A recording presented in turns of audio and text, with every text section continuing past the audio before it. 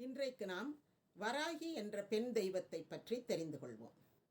வராகி என்பவள் ஏர்கடவுளா போர்க்கடவுளா என்பது நம்முடைய ஆராய்ச்சி.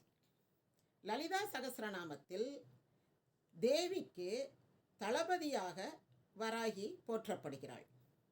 அரசாலை என்ற பெயரிலும் அவள் சிவப்பு நிறத்துக்குரியவள்.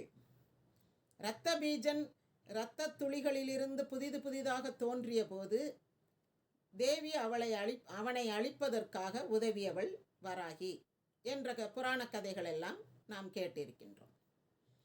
வராகியினுடைய பூர்வீகத்தை பற்றி ஆராய்ந்தால் மனிதர்கள் வேளாண்மையை தொடங்குவதற்கு மூல காரணமாக இருந்தது வராகம் எனப்படும் ஒற்றை கொம்புடைய காட்டுப்பன்றி. அதை பார்த்துத்தான் அது நிலத்தை அகழ்ந்து அதற்குள்ளே இருக்கும் கிழங்குகளை எடுத்து உண்பதை பார்த்து மண்ணுக்குள் விழுந்த விதைகள் தானாக முளைத்து செடியாகி காயாகி கனியாகி பலன் தருவதை பார்த்து மனிதனும் மண்ணை கீறி உள்ளே விதையை போட்டு வைக்க வேண்டும் என்ற ஒரு முன்னறிவு பெற்றதற்கு உதவியது இந்த காட்டுப்பன்றியின் ஒற்றை கொம்பு. அந்த ஒற்றை கொம்பை போலவே இவனும் ஒரு ஆயுதத்தை எடுத்து ஒரு கம்பையோ களியையோ எடுத்து நிலத்தை கீறினான். அப்படி நிலத்தை கீறி அதற்குள் விதையை போட்டு வைத்து மண்ணால் மூடி பிறகு தண்ணீர் தெளித்த போது விதைகள் தானாக முளைத்தன.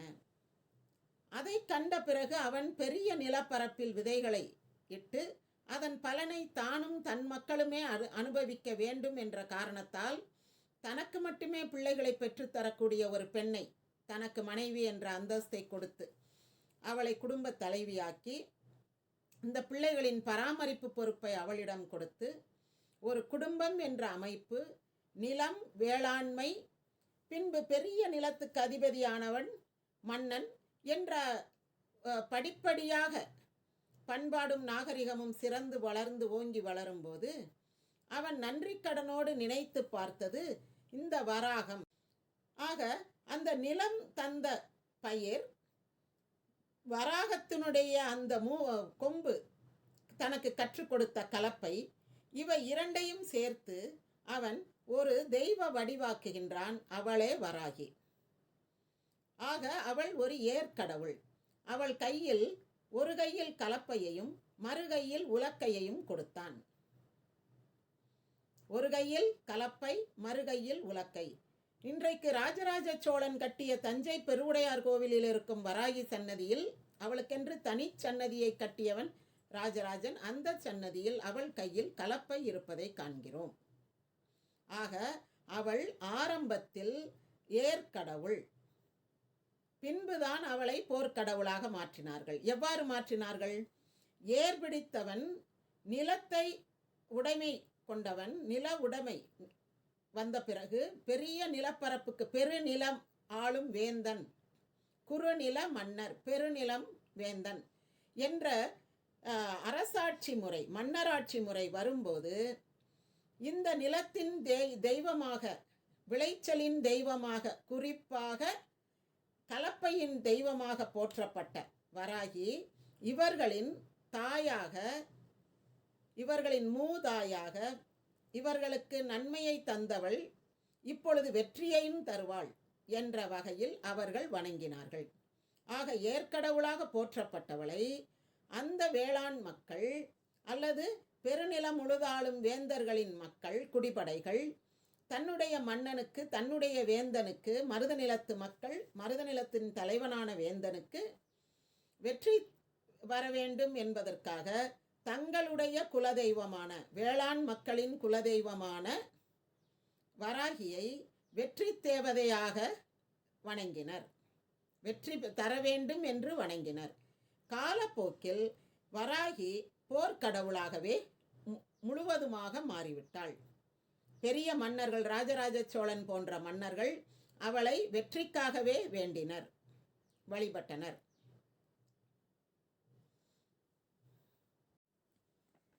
சிவ மதத்தில் அல்லது சைவத்தில் சிவன் கோயில் சாமி சந்நிதியின் பிரகாரத்தில் சப்தகன்னியர்கள் இருப்பார்கள். அதில் 5வது தெய்வமாக வராகி இருப்பாள்.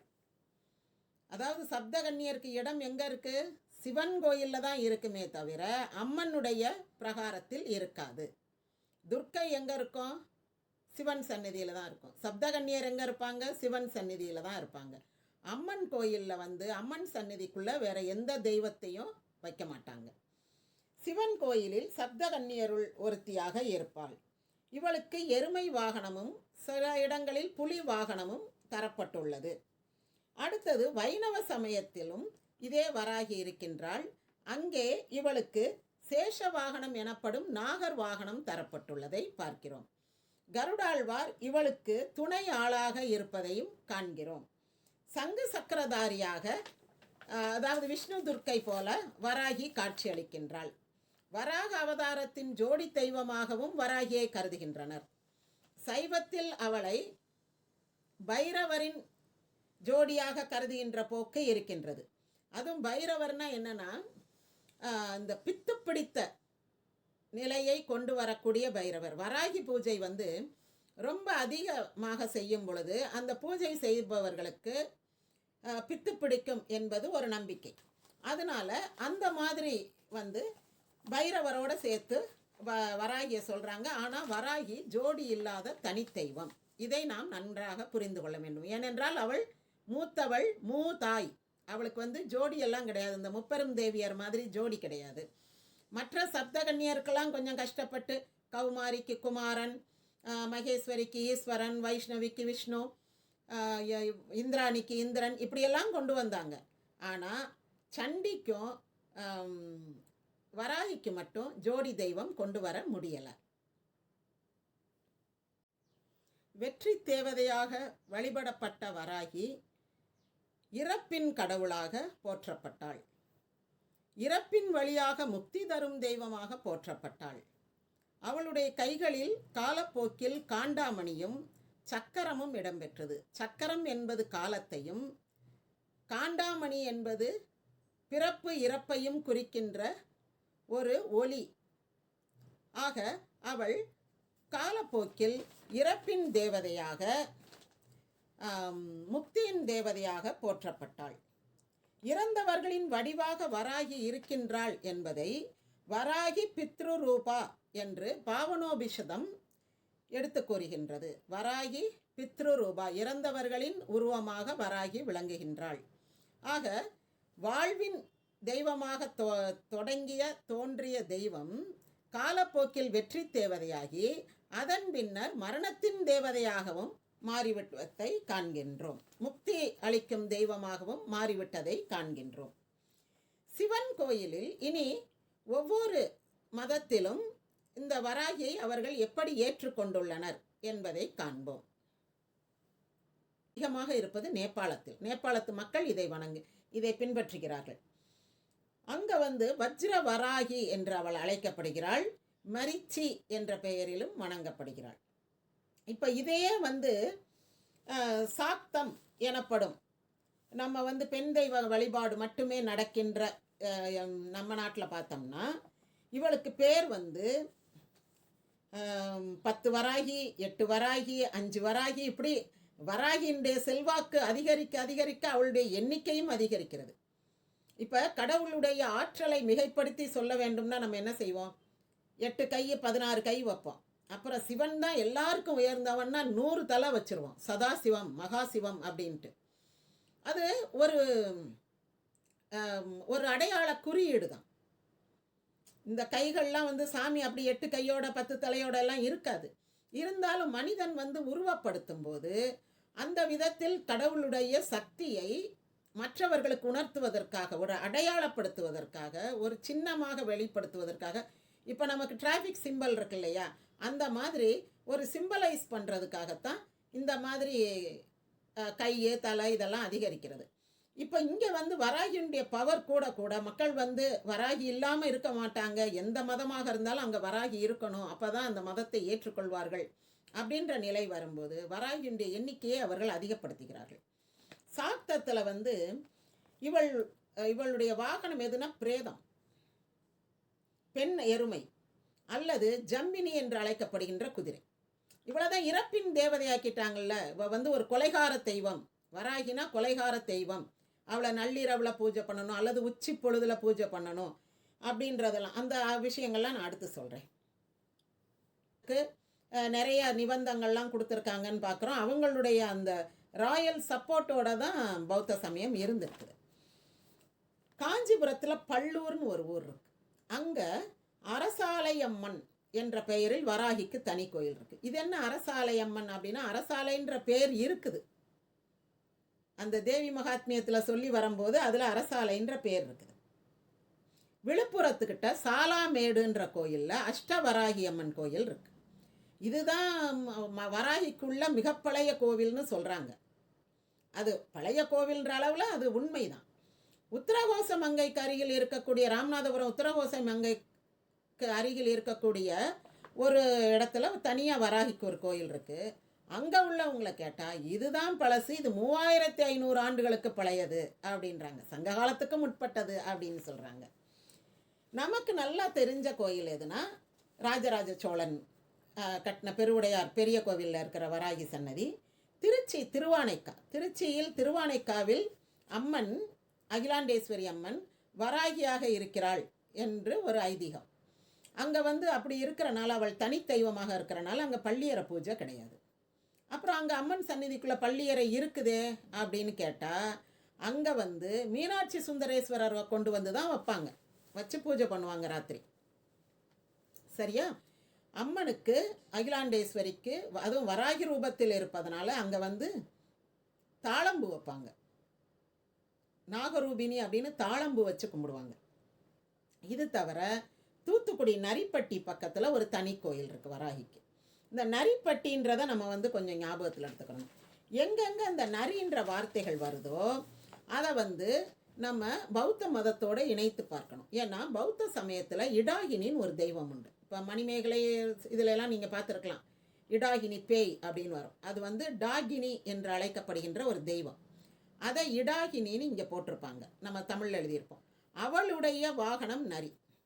இப்போ இந்த செத்து புதைச்ச பணத்தை நரி எடுத்து சாப்பிட்டா நல்லது, அந்த ஆளுக்கு மோட்சம்னுவாங்க, செத்து போன ஆளுக்கு. அப்போ அந்த நரி என்பது ஒரு மோட்சத்தை தரக்கூடிய ஒரு அறிகுறி, ஒரு அடையாளம். அந்த மாதிரி இருக்கிறனால இந்த நரிப்பட்டி பக்கத்தில் அங்கே ஒரு வராகிக்கு ஒரு கோயில் இருக்குது. இவ்வாறு வராகி வழிபாடு பல இடங்களிலும் இருப்பதை பார்க்கிறோம். அடுத்ததாக வராகி மாலை என்ற நூல் வராகியினுடைய பூஜைக்கு உரிய யந்திர மந்திர பாடல்களை கொண்டுள்ளது. அதில் முதல் பாடல் வராகியை வசீகரிக்கின்ற பாடல், வராகியை நம்ம வான்னு கூப்பிடுற பாடல். அந்த பாடல் எப்படி ஆரம்பிக்கும்னா, வராகியினுடைய தோற்றத்தை வர்ணிப்பதாக இருக்கும்.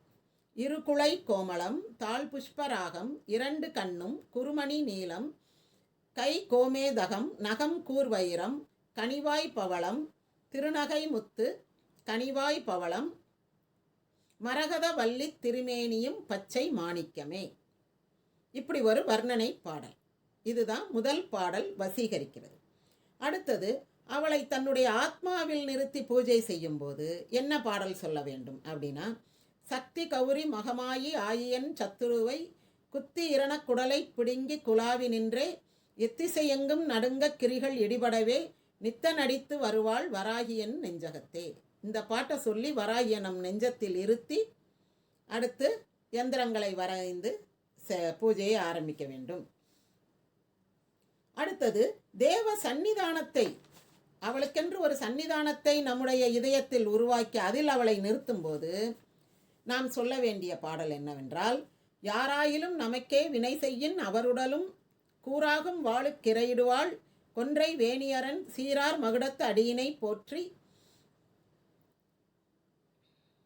ஆராயிலும் நமக்கே வினை செய்யின் அவருடலும் கூறாகும் வாளுக்கிரையிடுவாள் கொன்றை வேணியரன் சீரார் மகுடத் தடியினை போற்றும் திரிபுரையால் வராகி குடியிருந்தால் எம்மை வாழ்விக்கவே. இந்த பாடல். இப்படி ஒவ்வொரு இதுக்கும் ஒவ்வொரு பாடல் நமக்கு வராகி மாலையில் இருப்பதை பார்க்கிறோம். இதற்கு அடுத்தபடியாக இந்த வராகி மாலை பாடல்கள் எல்லாம் எனக்கு சிறு வயதிலிருந்தே மனப்பாடம். ஏனென்றால் நான் ஒரு 3-4 வயதிலிருந்தே, எனக்கு விவரம் தெரிந்த காலத்திலிருந்தே நான் வராகி உபாசகி. இதற்கு அடுத்தபடியாக விசித்திரனும் வராகியும் போரிட்ட கதையை வராகி இலாவணி என்று, இலந்தை ராமசாமி அவர்கள் ஒரு பாடலாக எழுதியிருக்கின்றார்கள். அதுவும் மிக அருமையான இலாவணி பாட்டாகும். இவ்வாறு வராகியை போர் தேவதையாக வழிபடுகின்ற முறை காலப்போக்கில் வளர்ந்து விட்டாலும் அவள் தொடக்கத்தில் ஏற்கடவுளாக, ஏற்கலப்பையின் உருவகமாக, வேளாண் விளைச்சலின் உருவகமாக வணங்கப்பட்டவள். அவளுடைய தோற்றம், அந்த தெய்வத்தின் தோற்றம் ஏற்கடவுளாகி அதனுடைய வளர்ச்சி போர்க்கடவுளாக வந்துவிட்டதை பார்க்கின்றோம். நன்றி, வணக்கம். இப்போ வராகியை சாக்தம் 5ஆக வகைப்படுத்தி உள்ளது. சோபன வராகி, கண்ட வராகி, மகி வராகி, கிருசா வராகி, மச்ச வராகி. சோபன வராகி, கண்ட வராகி, கிருசா வராகி, மகி வராகி, மச்ச வராகி என்று 5ஆக கூறுகின்றது. இதற்கடுத்து சமண சமயம். சமண சமயமும் கடவுள் மறுப்பு சமயம்தான். அது என்ன செய்யுதுன்னா, பத்மாவதி, சக்கரேஸ்வரி, ஜுவாலாமாலினி, கூஷ்மாண்டி, வராகி, ஜீனவாணி. அது ஒரு 6 பெண் தெய்வங்களை வச்சிருக்கு சமண சமயம்.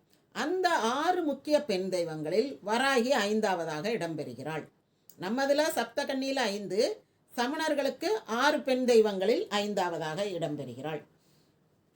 இதற்கு அடுத்தபடியாக நம்ம வராகி பூஜையில் வராகிக்கு உரியதெல்லாம் என்னென்ன அப்படின்றத பார்த்துருவோம். இந்த சமண சமயம் பற்றி சொல்லும்போது நான் சாக்தம் பற்றி சொல்லும் போது அங்கே இருக்கிற வராகிகளை பற்றி சொன்னேன். இப்போது இந்து சமயத்தில் இதை இன்னும் அதிகமாக்கி தசவராகி அப்படின்வாங்க. அஷ்டவராகின்னு சொல்லுவாங்க, 8 வராகி சொல்லுவாங்க, இன்னும் 2 சேர்த்து தசவராகின்வாங்க. நான் அந்த தசவராகி 10ஐயும் உங்களுக்கு சொல்கிறேன். ஆதிவராகி, பிருகத்வராகி, லகுவராகி, பஞ்சமி வராகி, அஸ்வாரூட வராகி, சுத்தவராகி, தண்டநாத வராகி, தும்ர வராகி, ஸ்வர்ண வராகி, வார்த்தாளி.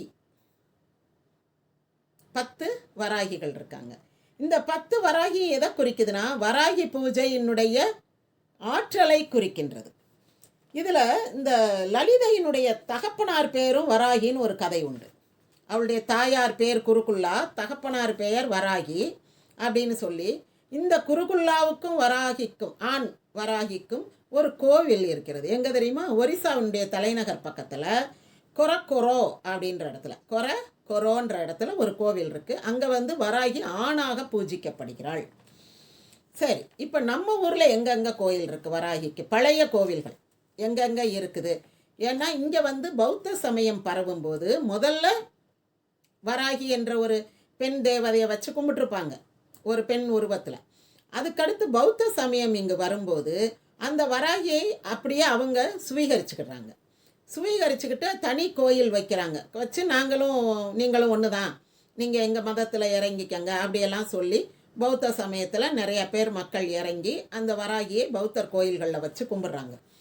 அதற்கு பிறகு சைவ பேரெழுச்சி ஏற்படும் போது இந்த பௌத்தர் கோயில்கள், புத்த சமய கோயில்கள்லாம் இடிச்சிட்டு அங்கே அந்த இந்திரனுக்கு வைக்கப்பட்ட அந்த இந்திர பானம்னு சொல்லக்கூடிய ஆண்குறி, அந்த இதை அப்படியே சிவலிங்கமாக மாற்றுறாங்க. ஆவுடையோடு கூடிய சிவலிங்கமாக ஏற்றுக்கொள்கிறார்கள். அதன் பிறகு வராகியையும் உள்ள ஒரு சந்நிதியில், அதுக்குன்னு ஒரு தனி சந்நிதி இருக்குது, அதை அப்படியே வச்சுக்கிறாங்க. வராகியை இடித்து தள்ளலை. அப்படி இருக்கக்கூடிய பழைய கோயில்கள் பார்த்தா பௌத்த சமயம் அதிகமாக பரவி இருந்த திருச்சி, தஞ்சாவூர், காஞ்சிபுரம், விழுப்புரம், இந்த பகுதியில், காஞ்சிபுரத்தை சுற்றியுள்ள பகுதிகள், திருச்சி தஞ்சாவூரை சுற்றியுள்ள பகுதிகள், நாகப்பட்டினம் இந்த பக்கம். ஏன்னா இந்த ராஜராஜ சோழன் காலத்தில் குந்தவை நாச்சியார் கூட அந்த பௌத்த சமயம். அடுத்ததாக வராகிக்கு பௌத்த மதத்தில் அவளை எப்படி ஏற்றுக்கொண்டார்கள்? இப்போ எங்கெங்கே மன்னராட்சி நிலவியதோ, எங்கெங்கு வேளாண் சமுதாய மக்கள் வாழ்ந்தார்களோ, வேளாண்மை முக்கிய தொழிலாக விளங்கியதோ, அங்கெல்லாம் வராகி என்ற பெண் தெய்வம் அல்லது வேளாண் தெய்வம், கலப்பையின் தெய்வம் அந்த வராக முகத்தோடு வணங்கப்பட்டாள். முகம் வராகமாக பன்றியாக இருக்கும், உடல் பெண்ணாக இருந்தது. அதன் பிறகுதான் வராக அவதாரம், அந்த ஆண் அவதாரம் அந்த கதை வருகிறது. ஆக இப்படி வணங்கப்பட்டு வரும்போது இந்த நிலத்தின் தேவதையை, மண்ணின் கடவுளை, புதிதாக வரக்கூடிய தோன்றிய பௌத்தம், சமணம், சைவம் வைணவம் போன்ற மதங்கள் எல்லாம் தனக்குள் ஏற்றுக்கொண்டன. ஏதாவது ஒரு வகையில் தனக்குள் ஏற்றுக்கொண்டன.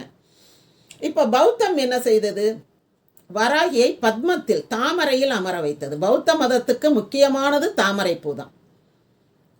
அவங்களுடைய அந்த மந்திரமே பத்மம் மணிஹியூம் அப்படி தான் இருக்கும். அதனால் தாமரை அந்த தாமரை சூத்திரம் அப்படின்னு ஒரு இது உண்டு. அந்த தாமரை சூத்திரம் சொல்லி கொடுக்கும்போது அஷ்டநாகங்கள் எல்லாம் உட்கார்ந்து அதை கேட்டுக்கொண்டிருந்தன அப்படின்லாம் கதைகள் உண்டு. ஆக பத்மம் என்ற தாமரையின் மீது வராகி அமர்ந்திருக்கின்றாள். அடுத்தது அங்கே கடவுள் மறுப்பு சமயம், பௌத்தம் சமணம்லாம் இருந்தாலும் காலப்போக்கில் கடவுளை ஏற்றுக்கொள்ள தொடங்கின. அதுவும் குறிப்பாக வஜ்ராயனத்தில் பெண் கடவுள்களை ஏற்றுக்கொண்டனர். வஜ்ராயன பௌத்தம் என்ற ஒரு பிரிவு. பௌத்தம் மகாயானம் ஹீனயானம்னு ரெண்டாக பிரியுது. அதில் ஒன்று இடையில வஜ்ரயானம்னு. அந்த வஜ்ராயனத்தில் பெண் தெய்வங்களை ஏற்றுக்கொண்டனர். இது அதிகமாக இருப்பது நேபாளத்தில். நேபாளத்து மக்கள் இதை